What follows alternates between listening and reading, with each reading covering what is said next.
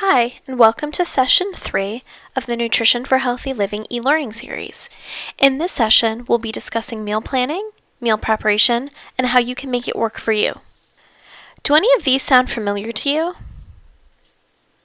Do you work more than 40 hours per week? Do you commute 30, 60, or 90 or more minutes each day? Do you leave your house at 7 and not get home until 6? Are your kids in so many after-school activities, sports? Do they need help with homework? Do they have a lot of school functions? Do you travel for work? Do you volunteer? Do you have a second job? Do you overall just find that you're so busy, too tired, you're not home, or you feel like you don't have the skills to make some or all of your meals at home? So how many of these sound familiar to you? I bet for most of you, you see multiple things on this list that impact your time and your priorities each week. The reality is that so many of us are bogged down by working, commuting, traveling, and have a lot of family and other responsibilities. It's not a surprise that making time for home-cooked meals and snacks often falls by the wayside and becomes an afterthought. If your end goal is to eat more home-cooked meals, include breakfast in the morning, and bring your lunch to work, then you need to decide what kind of changes you can make. So what can you do about it? You can have a plan, have your goals in mind, and make a meal plan.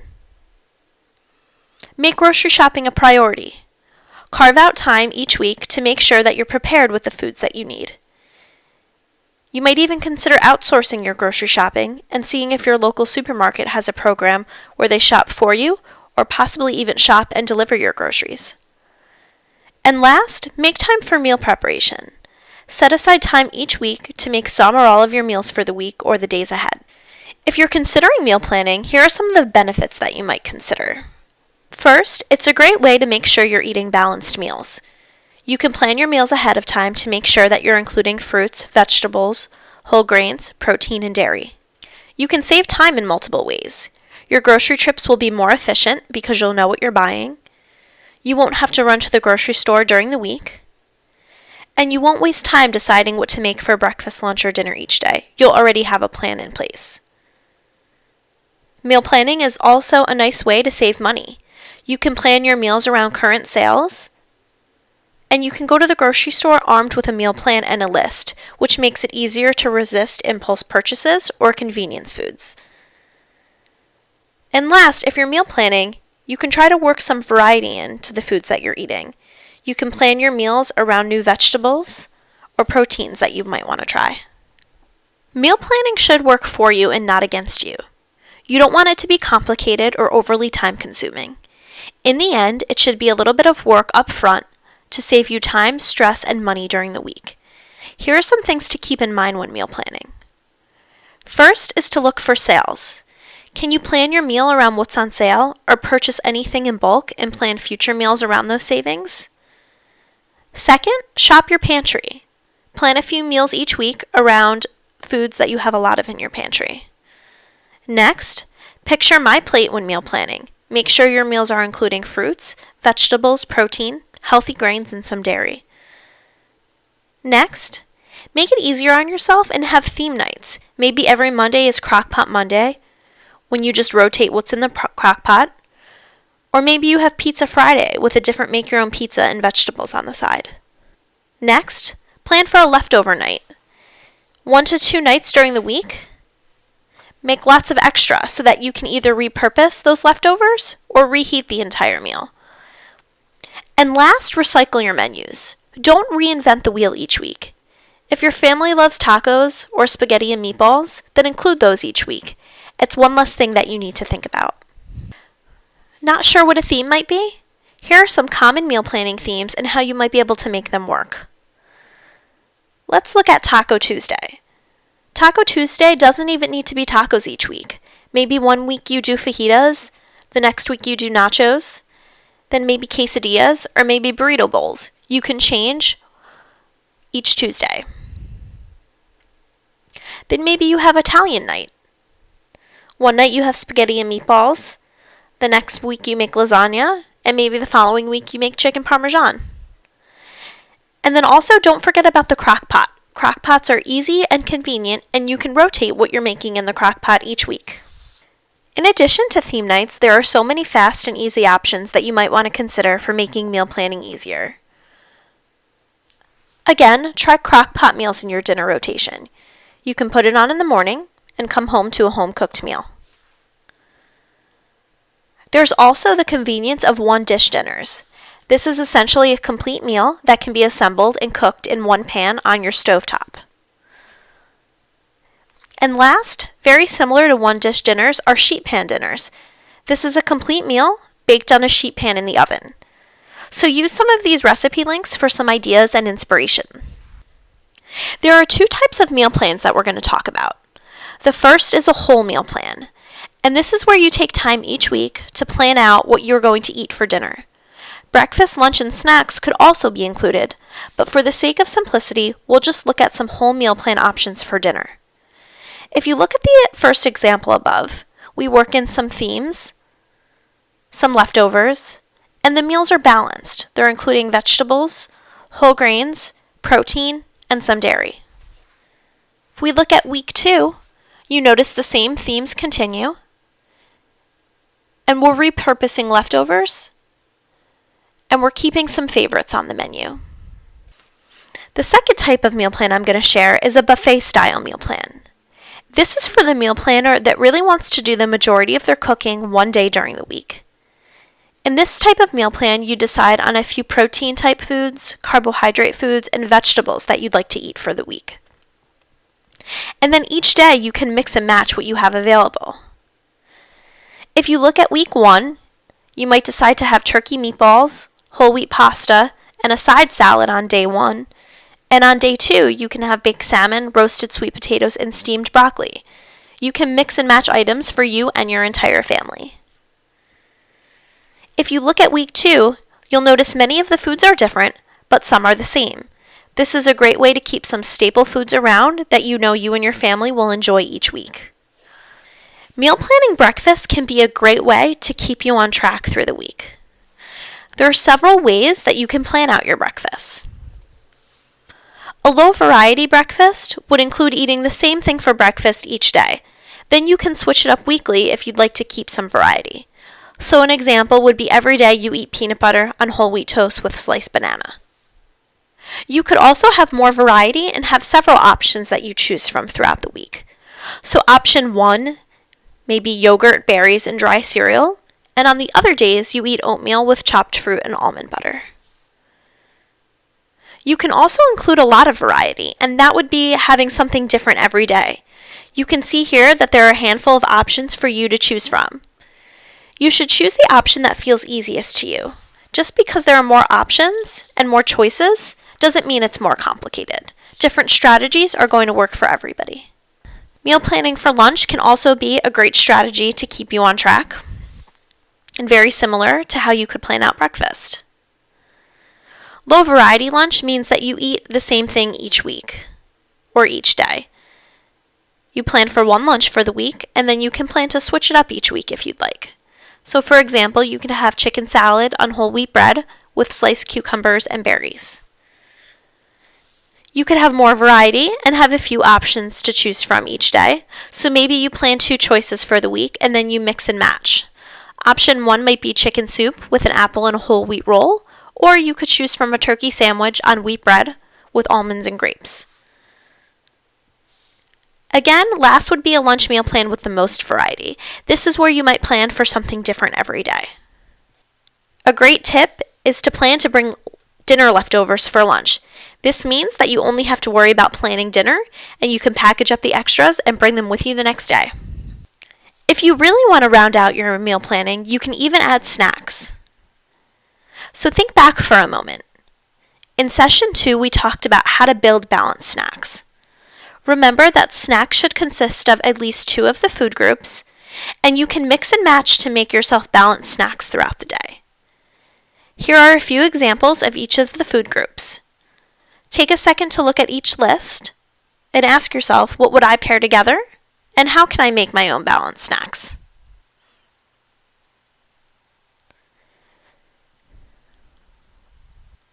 Now that we've went over some strategies to meal plan and you have some ideas, we can transition into talking about how you can take that plan and incorporate some meal prep into your weekends, off days, or downtime. Meal prep can mean different things, but just like meal planning, you want it to work for you, your needs, your family needs, and your goals. Meal prep can be cutting, chopping, or portioning out foods to get them ready to cook at a later time. They can be cooking parts of your meal to be reheated and eaten at a later time. Or they can be cooking your meals from start to finish and just simply reheating it in its entirety to eat at a later time. If meal prep sounds interesting to you, there are some tools you might want to have on board to make it a little bit easier. The good news is that you don't need a lot for basic meal prep, and you probably already have a lot of the things that you need. Some helpful tools include pots, pans, and baking sheets, cutting board, and at least one sharp knife for cutting up fruits and vegetables, small and large glass storage containers, Tupperware containers of various sizes, snack, sandwich, quart, and gallon size storage bags,